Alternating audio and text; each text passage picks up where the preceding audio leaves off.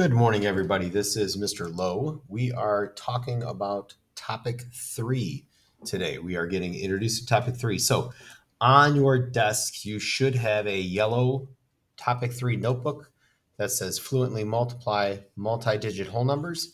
You want to open that notebook up. You're going to notice a couple of different things.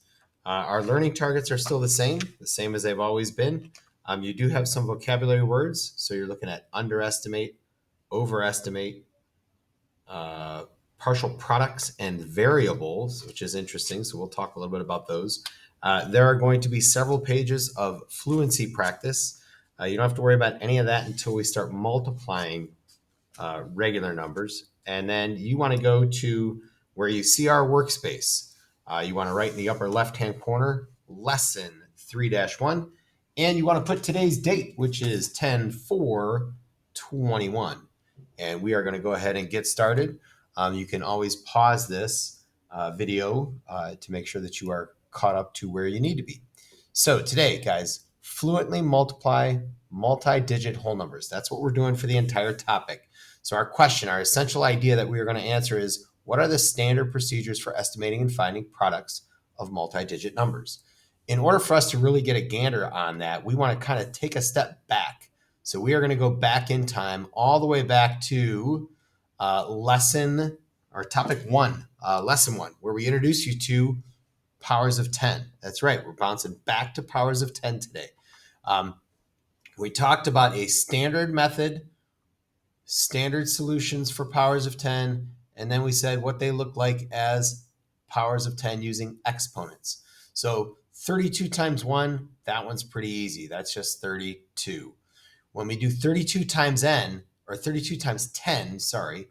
we talked about multiplying our non-digit numbers, so our non-zero numbers. So I do 32 times 1, that's 32, and I'm going to annex or add that 1 0 to the end of it. So 32 times 10, 320. 32 times 100, again, I multiply. So I'm going to underline my non-zero numbers. 32 times 1 is 32, and I add 2 zeros this time.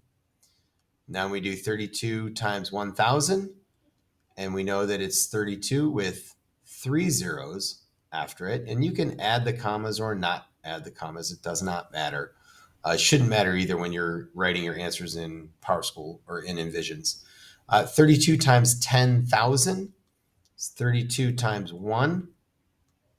Underline my non-zero numbers. And now I'm going to add 4 zeros. 1, 2, 3, 4. And I separate that with a comma, so it's 320,000. And 32 times 100,000 is 32 times 1 with 1, 2, 3, 4, 5. 1, 2, 3, 4, 5. So that is 3,200,000. So patterns, what do we notice? Well, first thing I see in terms of patterns is I look at the number of zeros in my power of 10. That is the number of zeros in my product. I've got 2 zeros in my power of 10 over here. I've got 2 zeros in my product. I've got 3 zeros in my power of 10 over here. I've got 3 zeros in my product. You should all be writing this down. This is really good information to refer back to when we start working. And again, I've got 4 zeros here, 4 zeros in my product, 5 zeros here, and 5 zeros in my product. Now let's take a look at how we would write these same exact problems using powers of 10. I want to skip down to 32 times 10. So we're going to do 32 times, and remember, powers of 10 is 10 to the first power. 32 times 10 to the first power is 320. 32 times 10 to the second power is 3,200. 32 times 10 to the third power is 32,000. And then we can do 32 times 10 to the fourth power. That's going to be 320,000. I guess I can put a comma there and a comma there just to make it look good. And then we can do 32 times 10 to the fourth power, and that does equal 3,200,000. That shouldn't be fourth power. This should be fifth power. So let me fix that. I got my brains going a little too fast today. So there, 32 times 10 to the fifth power is 3,200,000. So again, let's look for our patterns, right? So in our power of 10, the exponent tells us how many zeros are in our product. So if my exponent is 2, I have 2 zeros. If my exponent is 3, I have 3 zeros, and so on. 4 is my exponent, 4 zeros. 5 is my exponent, 5 zeros. I want you to look at the comparisons here, you guys. So as we're looking at these, we know 10 to the first power, and I'll do this in, let's do green. So 10 to the first power is the exact same number as 320, or 10. 10 to the second power is the exact same as 100. 10 to the third power is the exact same as 1,000.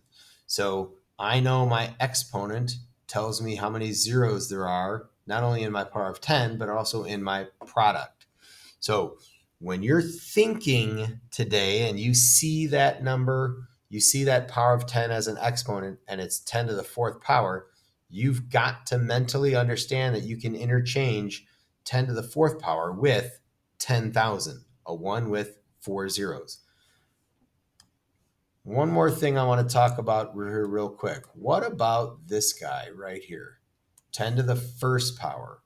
Well, or 32 times 1. Sorry, 32 times 1. We know 10 to the first power is 1 with 1 zero after it. Well, if we do 32 times 10 to the 0 power, that will equal 32. 10 to the 0 power is equivalent to 1 whole. It is a 1 with no zeros, 0 zeros. I have 0 zeros in my answer, so I know 10 to the 0 power equals 1 whole. You're going to see that a little bit here today. So let's try and look at a couple of examples. So I get Izzy's Pet Store. Party invitations come in packages of 8. I want to know how many invitations are in 10 packages, 100 packages, and 1,000 packages. So obviously we're going to use powers of 10 here. We're going to go, I got 8 invitations times 10 packages is going to equal 80 total invitations. 8 invitations times 100 packages, well, that will be 800 invitations. And 8 invitations times 1,000 packages will be 8,000 invitations. And again, I can substitute 10 to the first power, 10 to the second power, 10 to the third power in there. So we want to make sure, guys, this is the type of math that we're doing. It's pretty straightforward, pretty standard approach. I really like this because this, again, takes us back to lesson 1 when we start talking about place value. Actually, this came in chapter or topic 2, not topic 1, where we start talking about place value. We said every time we move one place over to the left, that number is 10 times bigger than the number to its right. So let's take a look. I've got a 4 in the ones place and a 4 in the tens place. That 4 in the tens place equals 40, which is 10 times greater than 4. I now have a 4 in the hundreds place, which is 10 times greater than 40. It's 10 times bigger than the 4 in the tens place. So as we move one place over, we're doing times 10. One place over, we're doing times 10. I got a 4 in the thousands place. That is 10 times greater than a 4 in the hundreds place. 4 in the 10 thousands is going to be 10 times bigger than a 4 in the 4 thousands. And a 4 in the 100 thousands is 10 times bigger than a 4 in the 10 thousands place. So again, as we move left in our place value chart, as we move this way in the place value chart, we know we are getting 10 times larger each time, which should be a reminder that, we've known this, we've done this a couple of times already. You will see this again during this topic.